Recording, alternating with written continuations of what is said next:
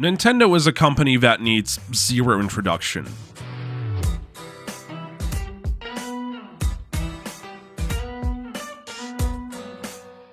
I mean, practically everyone watching this video already knows who they exactly are. They're the company responsible for bringing back video games after the video game crash of the 80s. Yes, I know that only affected the United States, but let me just make my fucking point here. They're the main home of so many iconic video game characters, and of course, they're one of the most well-respected and most important video game developers of all time. They also have a tendency to just suck really hard sometimes.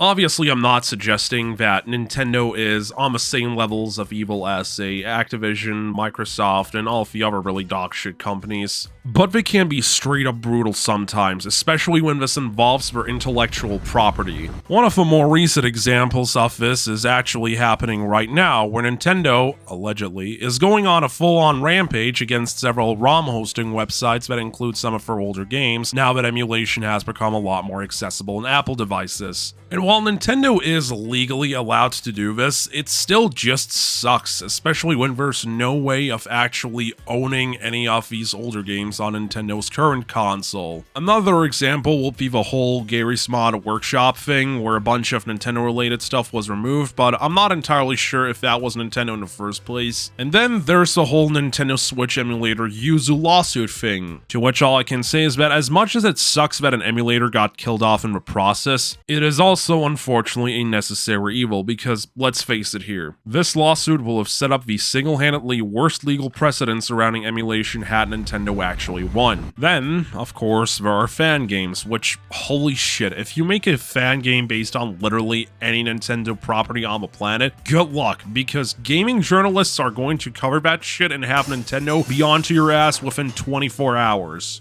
So yeah, it's no secret that Nintendo is incredibly strict when it comes to how people handle their own IPs. And while you could make the argument that they have every single right to be this aggressive, it still sucks at the end of the day. Especially around fan-made projects.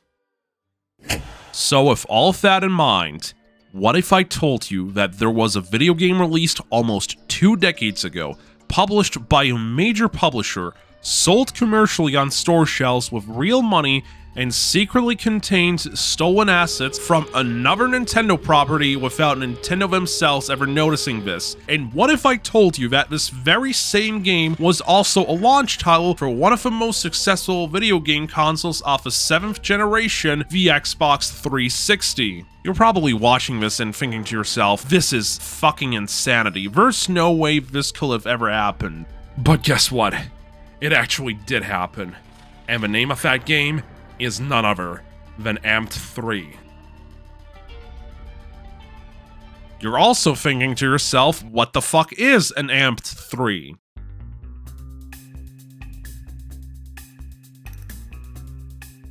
Amped 3 is an Xbox 360 launch title developed by IndieBuild, who also developed the other games in the franchise, and published by 2K Sports after they acquired the studio from Microsoft, which, yes, sounds crazy that Microsoft of all companies will sell a studio they had previously acquired. What's interesting about this game's very existence is that despite the game being a launch title for one of the most popular gaming consoles of the 7th generation, its mere existence is an enigma to the entire world. There's barely any people talking about this game over on the internet, and worst of all, I can't find any information of how well the game did in terms of sales. This game is the definition of underrated, which is a huge shame because as one of the 25 people on the planet who played through the game multiple times, it's just so fascinating.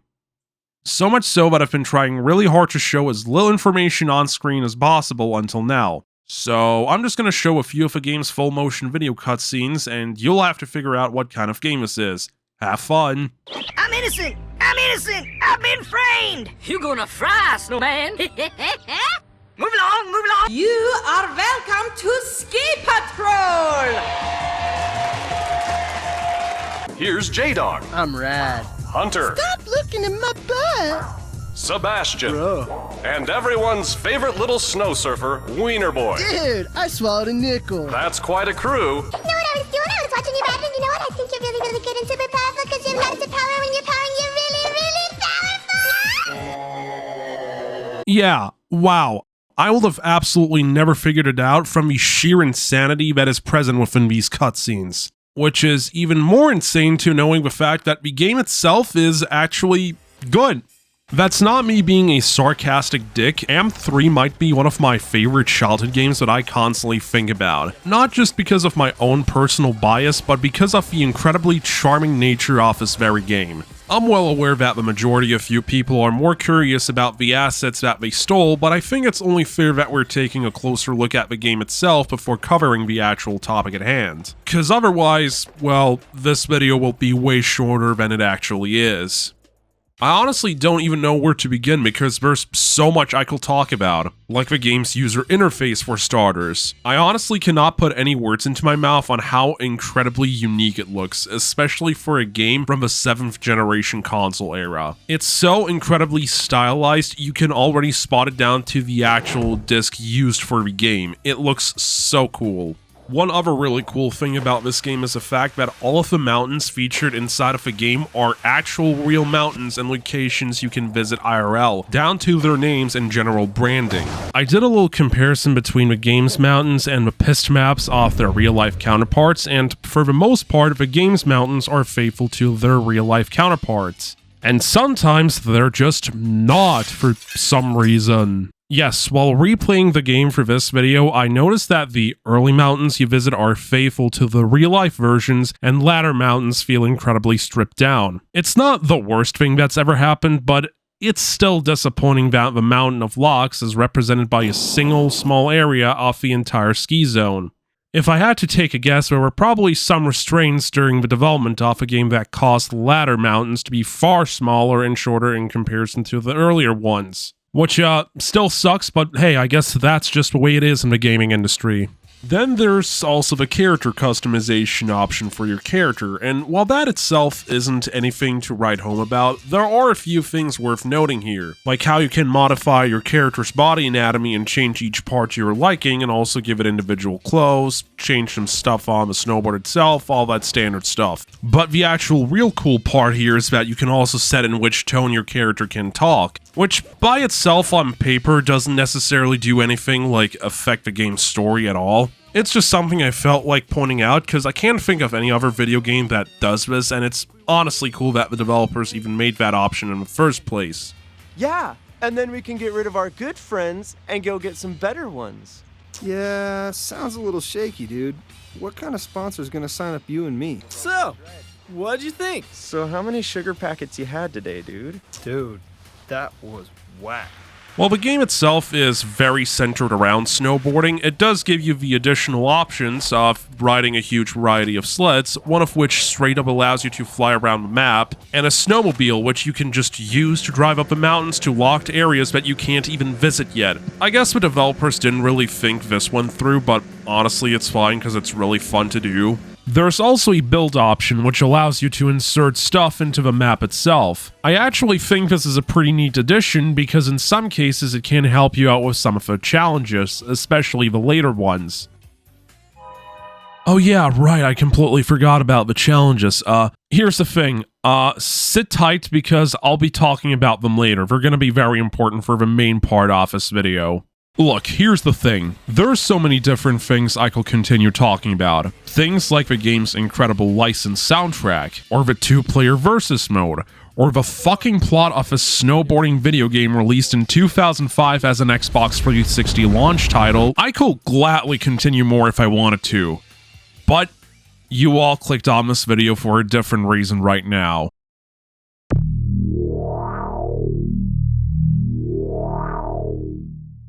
As mentioned earlier in the video, there are challenges in this game that you must complete in order to progress through the game's story. What's very important about these challenges is the way they are presented. Each challenge is represented by its own, let's call it, title screen, with its own unique UI elements. For example, the Sellout challenge is represented by a bunch of $signs, 2 giant glowing lamps, its own theme song, its own logo, and a sponsor. Another example is the Sled Trauma Challenge, which is represented by its own unique logo, an Angela Anaconda Doctor reject, multiple medic bags, its own theme song, and so forth. I mention all of these things because it's exactly on one of those challenges where you can find those stolen Nintendo assets in. And to make it even more shocking, it's actually one of the first challenges that you may have to complete in order to progress through the game's story. Specifically, the Snow Quest challenge. And one of them can be found right here in this very spot. Are you ready? Okay, here we go.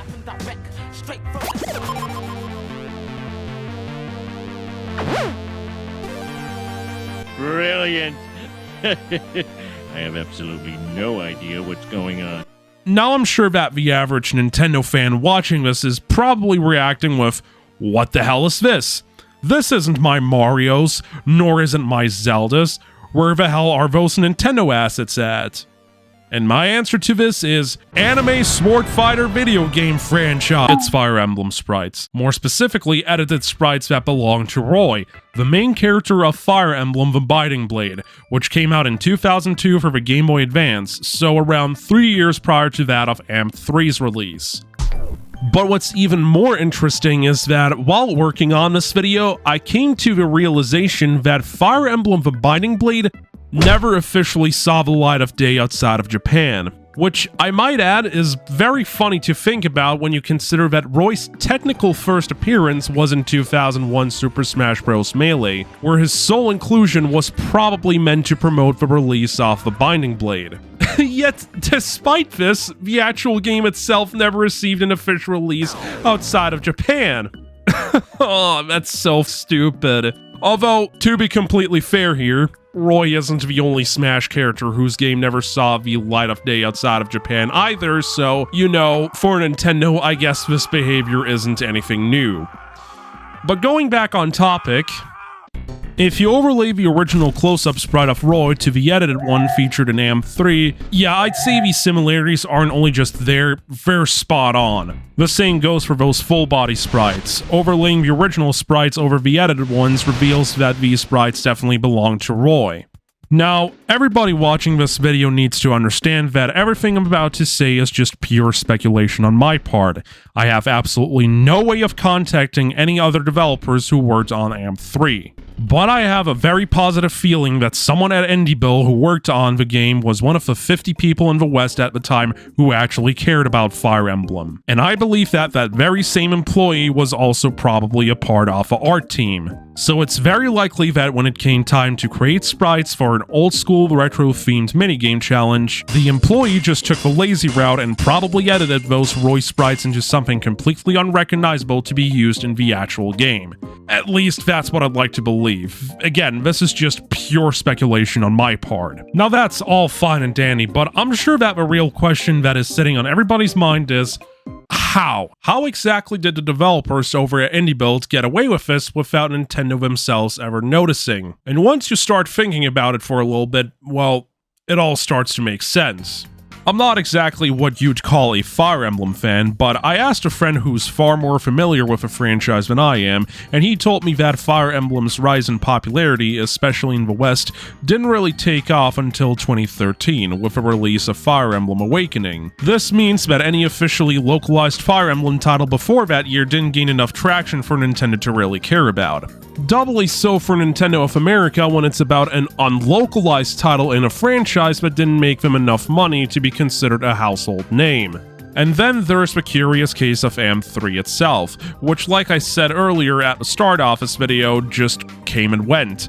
The general public kinda just really didn't give a single bit about this game, so it's only natural that a company like Nintendo won't have to care about it either anyways. So when you combine the fact that Fire Emblem didn't get any traction in the West until 2013, and the fact that AMP3 itself is kind of a lesser known game, it kind of makes sense why Nintendo never went after the developers behind the game in the first place, because either people at the time had no idea that these were sprites ripped and edited from another Nintendo property, or they had no idea that a game that contained such assets even existed in the first place.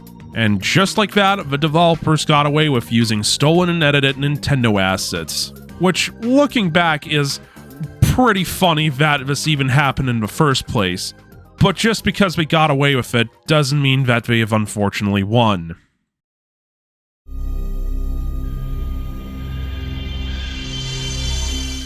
Shortly after the release of AM3, the developers at IndieBuilt would go on to work on Topspin 2, with the version they developed being released on Xbox 360 and Windows in 2006. And after that, nothing, because IndieBuilt was shut down shortly after the release of Topspin 2 in 2007.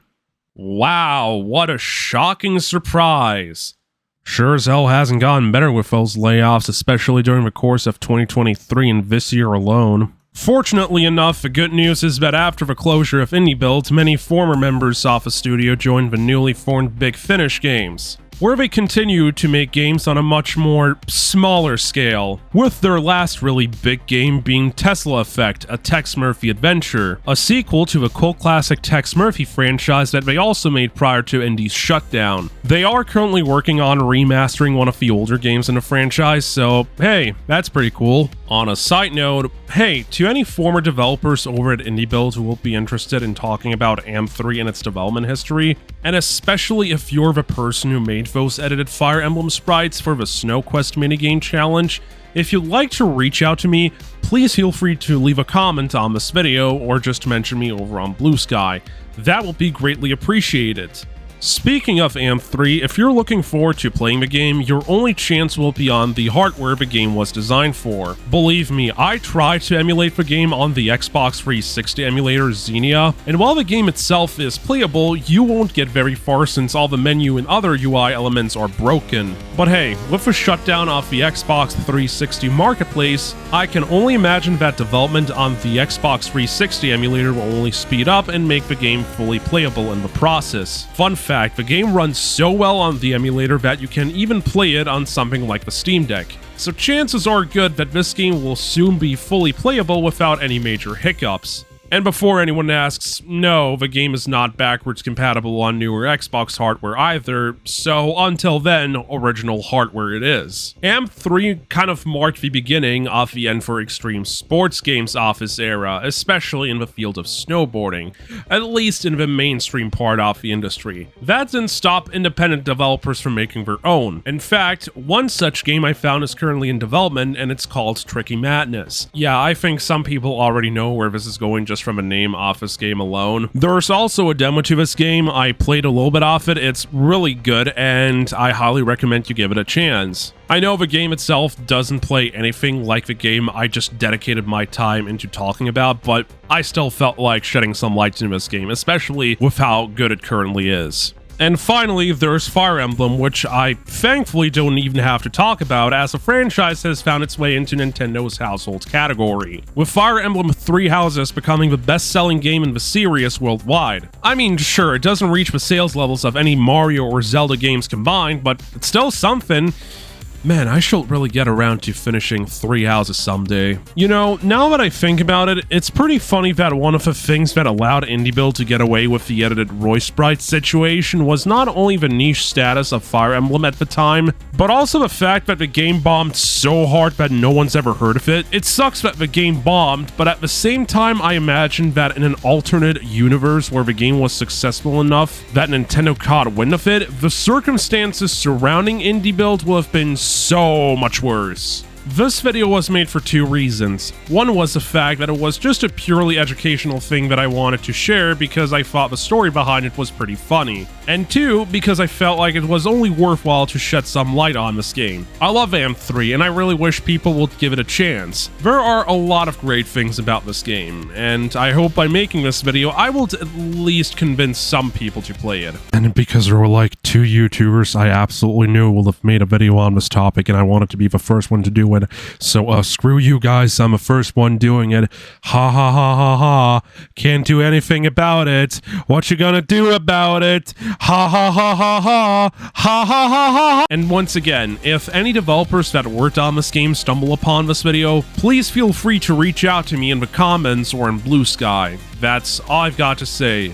With nothing else to say, well, I'm signing out.